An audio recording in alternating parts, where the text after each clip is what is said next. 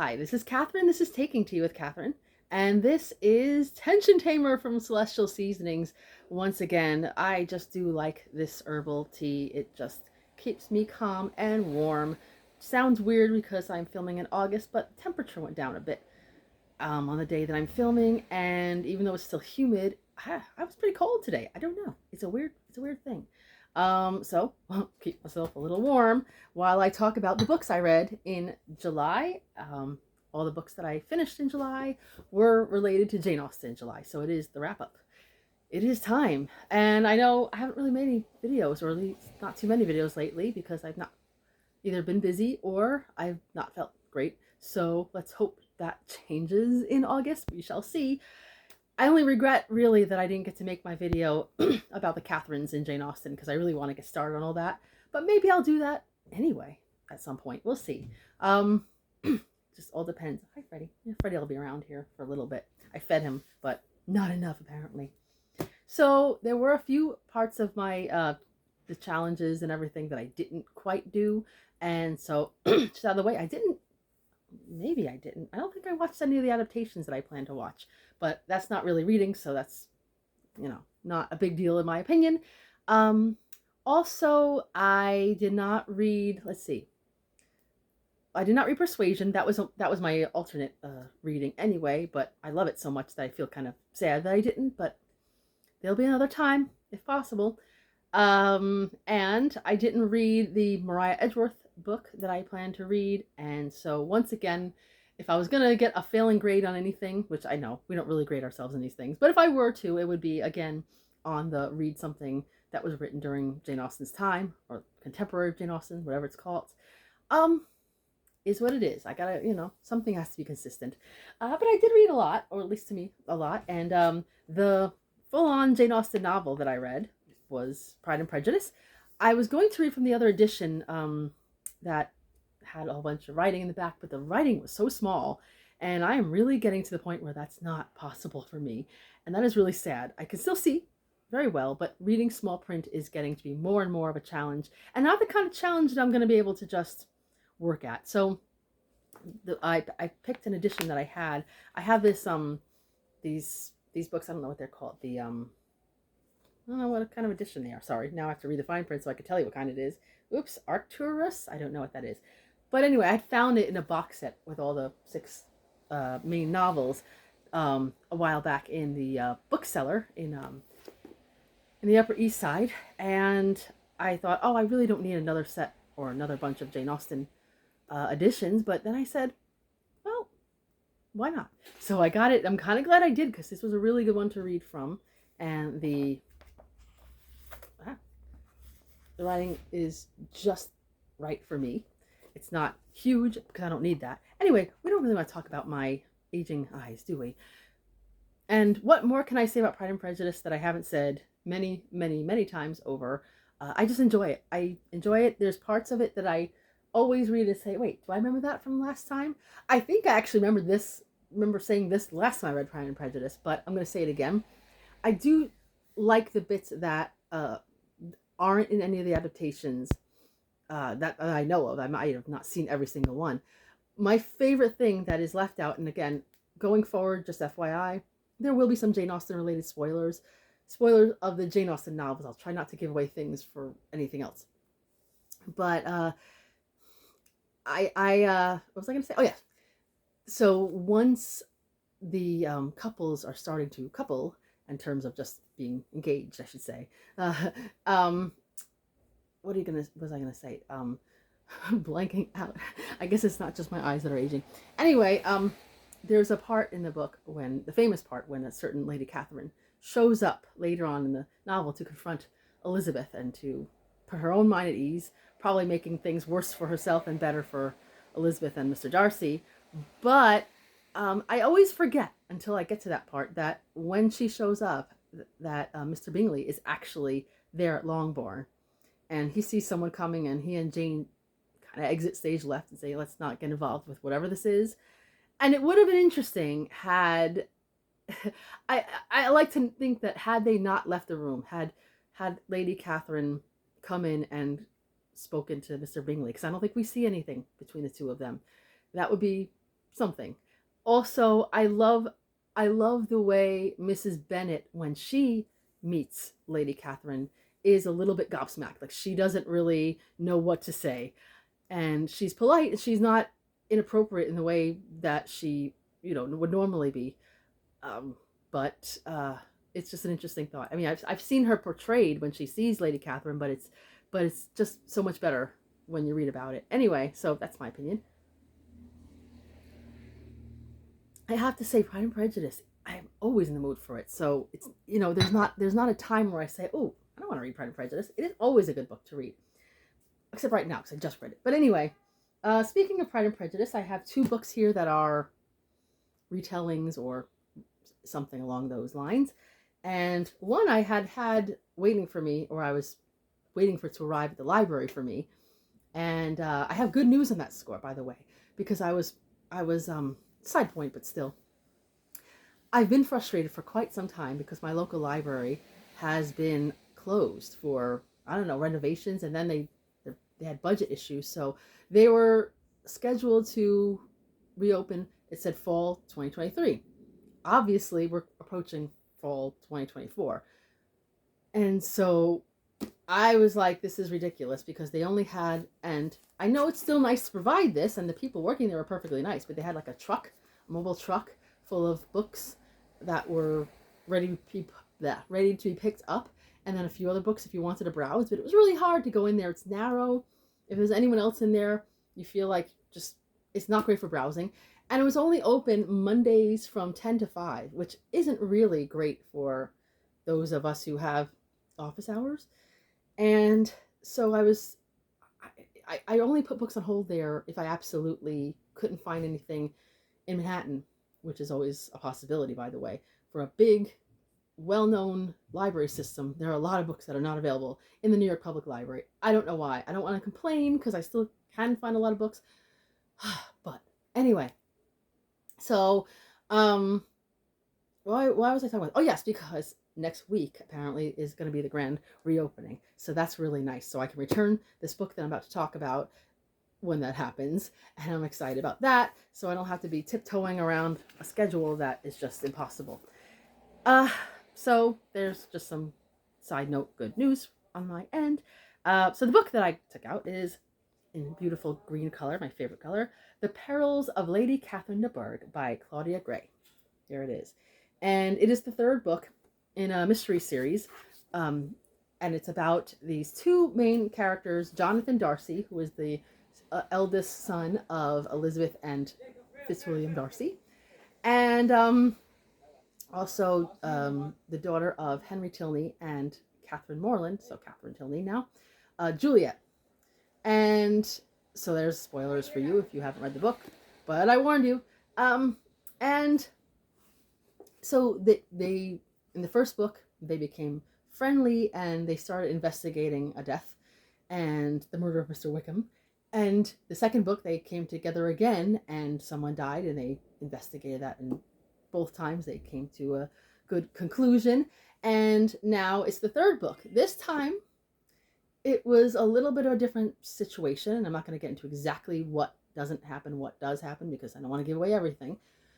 But the problem, and it's literally what the title says, The Perils of Lady Catherine de Bourgh. It looks like someone is trying to kill her. Someone is trying to put her life in danger at the very least. And for some reason, decides to summon her nephew, Jonathan, and somehow she's heard of Juliet, so she invites them both to come. Their fathers accompany them, so that's interesting to see the dynamics between the two fathers. Not always the best. And so we see that Lady Catherine, now this is years later, because again, adult children at this point, she is elderly woman, but she's the same woman, and her daughter still lives with her, but she is married. But obviously this comes with its own challenges. And apparently Mr. Bennet is still alive in this story, so the Collinses are still neighbors. Can you imagine what it would be like to be the Collins family? Now they have children of their own. And what would that be like? So this is the situation we find ourselves in. There's an extra challenge because one of the people who they helped bring to justice um, in one of the previous books comes to justice. In those days, there was capital punishment, and so the couple, as it were, has to deal with this. And so, yeah, that can be. Can you imagine how that would be if you helped uncover a murderer? Sure, you would like this person off the streets. Sure, they deserve punishment, but that must be difficult anyway. So and when you read these things, when you read mystery series, like I've been rewatching a lot of Poirot lately, the David Suchet version, and I've read the a lot of books, and I'll read more. But he's a detective. I'm sure he has feelings, but he's probably well seasoned in the fact that when he uncovers a murderer, their end will not be possible, just life in prison. So that is an interesting thought. I like this book the way it turned out because it was a little bit different from the first two books. I was frustrated because there was no resolution in one of the storylines that has been going on for the whole series, and sometimes it's okay to keep things going, and sometimes I just want to see things resolve itself. So it was entertaining enough, a fun mystery. I think we get a good understanding of Lady Catherine in terms of she doesn't change. She's not different from what she was. She's still very much the same person, but you can a little bit understand without, you still look at her as the same person, but you can a little bit understand why she is the way she is. And so in some respects. So I liked it. I would say this is probably one of a good one of the series. Actually, I think the least favorite one was the first one, just because it took some of the ends of the stories and made things sad for some of my favorite characters. Not like they can't get past it, but I said this wouldn't have happened to them. In this case, at least I could see the way things worked out. And I did actually figure out who done it. And I felt proud of myself, but I thought it was kind of obvious, but without being obvious. You know what I mean? So another book that I read and finally finished, I started this book. I received it in 2019. So I started it. That was my first Jane Austen July, and I started it, but I didn't have time to get to it. And I just kept thinking, I really want to see what happens in this book. So I finally read it, and this is The Mistress of Longbourn by Jan Roland. So my sister pointed this out to me. I think I brought this out last time, how they misspell Longbourn in over here. So it's obviously not the best. I guess the publishing company must be either self-published or some kind of small thing. There's a lot of editing issues in here, but I could deal with it because it felt a little bit like fan fiction, and sometimes that's fun. So this writer, according to all the... Freddie's sitting on my books. According to what I could see by the other books by this writer, I think she seems to write a lot of variations. Like, for instance, what if this happened in Pride and Prejudice? Mostly Pride and Prejudice. What if this happened? Wait, what if in this storyline this was different? Which I like. I think we always, well, not everybody likes this, but I like a little bit of an imagination. I like the same thing with actual history, like a historical novel that says, what if Anne Boleyn had given birth to a boy? There was a whole trilogy about that. What if this person didn't die? What if this person actually won a battle, etc.? These kind of things... Who doesn't like a what if? So the what if here is a little sadder.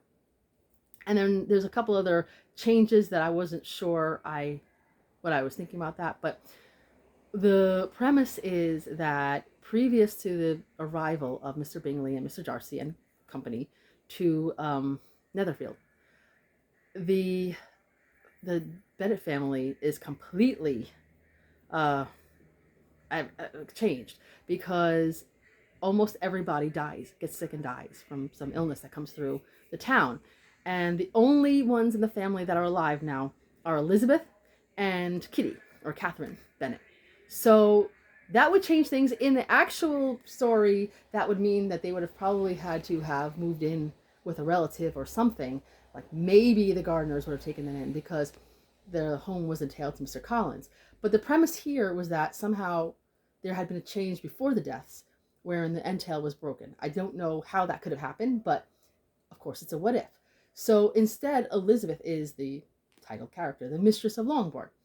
So she has many responsibilities and she's taking care of things, but she also has help from her uncle, and she also has a little bit of support from, Sir William Lucas, I think. And so things are going okay in that respect. Uh, so when she meets Mr. Bingley and Mr. Darcy and Caroline Bingley and the rest of the company, it's a different encounter than it would have been with the rest of the family having been there. It's a completely different situation. So the relationship between Elizabeth and Mr. Darcy is different. It just has to be, because there's no Jane Bennet to be, for Mr. Bingley to be interested in. There's no Mrs. Bennet to be pushy and a little bit not always using tact. There's no Lydia to be Lydia. And there's no Mary, and no Mr. Bennet. It's a different story. It is a different, it has to be. Which makes it kind of sad, but fascinating in its own way. The only change I don't like, I didn't quite understand, was that they made Charlotte Lucas a little bit younger, which does change her attitude toward things. And that I didn't really understand why that would happen. It just seems a little too, at least the other two things seemed more like, hey, maybe this could have happened, but to change someone's entire age, I don't know. Not crazy about that. But I had it was an enjoyable enough story that kept me going. I didn't want to give up on it. But the one thing I mainly had an issue with, and I don't want to tell you exactly what happens, but is Caroline Bingley. Now we know, if you've ever read Pride and Prejudice, that she is kind of a mean girl. She's obviously jealous of Elizabeth and would prefer that her brother does not marry into the Bennet family. And she just is just mean about her competition, but usually Mr. Darcy just takes it and, rolls with it, and you don't really know what happens to her afterwards, and you don't really care.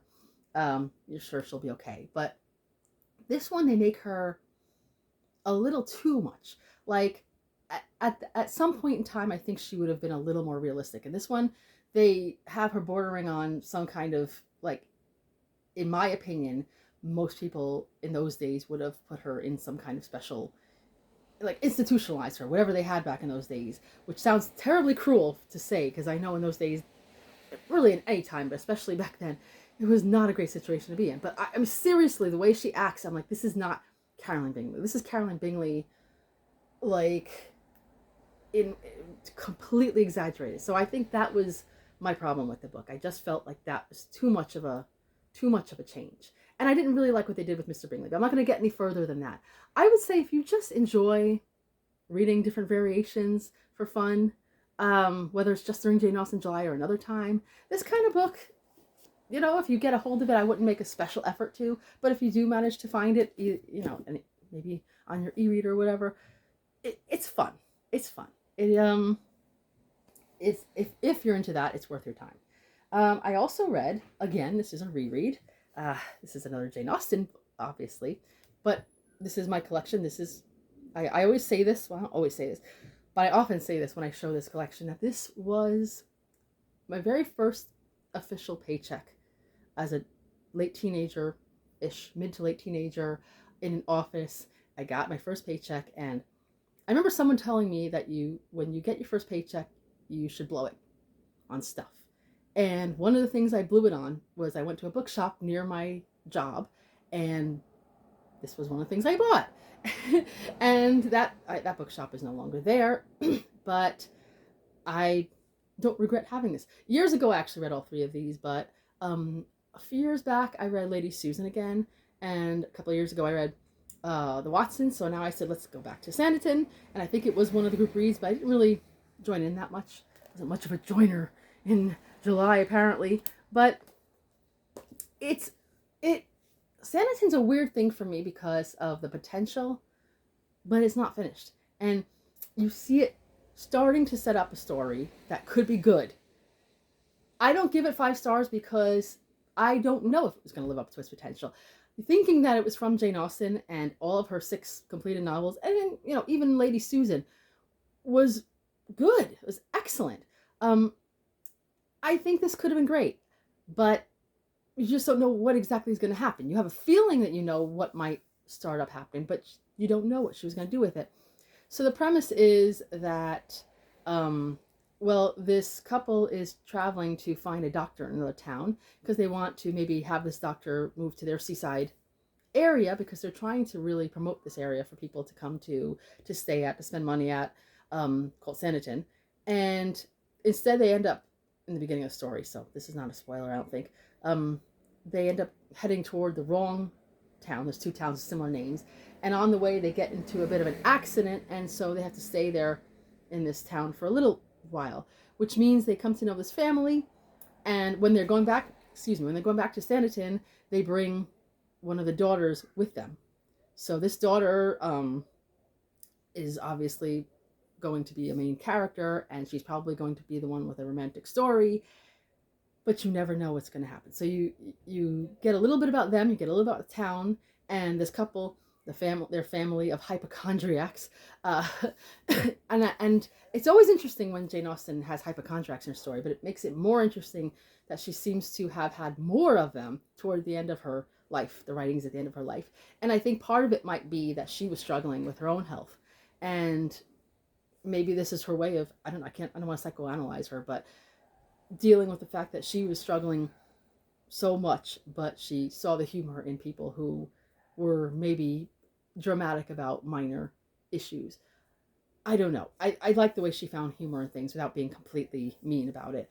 And you do hear about a brother that is supposed to be coming soon, and you imagine, as many have who have made adaptations, etc., that this is going to be the romantic character. And you even have this lady who is, a bit of a big shot in the town, and you wonder if she's going to be a Lady Catherine type or maybe a little bit different. So you only get a quick look at her, and you hear about people who are coming to stay, one of whom is described as mulatto, which is not a word that you hear much nowadays, or at least not that often, but it was something that was so rarely covered in Jane Austen's writings that it was like you really just want to know what she was going to do with this, and you don't, because they're talking about things and suddenly it just ends. I think I read that she stopped writing it in March of the year she died. So she died in July. So at that point, she was just not well enough to keep going. And of course, I'm not going to blame her for being unwell, but I still want to know what would have happened. What would have happened according to Jane Austen, not according to other people's imaginations, which could still be good. I know I've read at least one version of what they did with it, but a long time ago. Anyway, so I'm glad I read it again, but yeah, a little bit frustrating. Last, but not necessarily least, but is this book, Jane Was Here. Oh, it's an illustrated guide to Jane Austen's England. I remember showing it to you in the TBR, and I was really excited about it because it's really cute looking and has all these lovely illustrations of different things about different places, and of course there's a whole section on tea.